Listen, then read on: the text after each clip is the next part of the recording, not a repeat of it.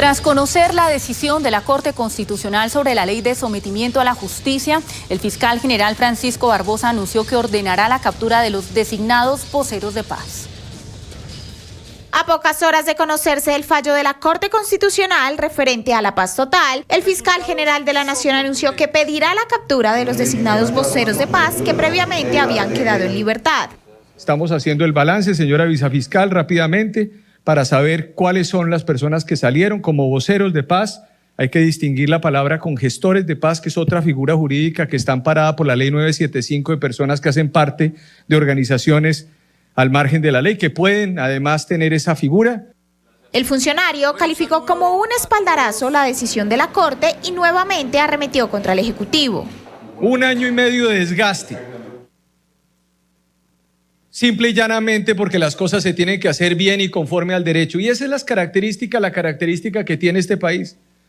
Y es que hoy la rama judicial del poder público está sosteniendo la institucionalidad judicial, la institucionalidad colombiana. Barbosa aclaró que el fallo del Alto Tribunal se refiere a los voceros de paz, mientras que los gestores no están cobijados en la decisión, pues estos últimos son figuras consagradas en la Ley de Justicia y Paz. Esos gestores de paz pueden ser nombrados y son válidamente nombrados por el Ejecutivo sobre la base de que son miembros de organizaciones organizadas criminales. Así las cosas, se espera que en los próximos días se emitan las órdenes de captura en contra de los designados voceros de paz. El presidente de la República, Gustavo Petro, respondió a las recientes declaraciones del fiscal. El jefe de Estado aseguró que los jóvenes de la primera línea son víctimas del Estado.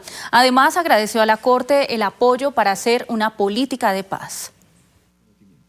Tras las declaraciones del fiscal general de la Nación sobre emitir orden de captura contra los designados voceros de paz, el jefe de la cartera de Justicia aseguró que respeta la institucionalidad. Pero supongo que, así como todos acatamos las decisiones judiciales, también él lo está haciendo. A su vez, se refirió al futuro de los voceros de paz, pues argumentó que su nombramiento no suspende o pone fin en ningún caso a los procesos judiciales. Los procesos no se habían detenido, porque la figura de los voceros de paz no detiene ningún proceso judicial.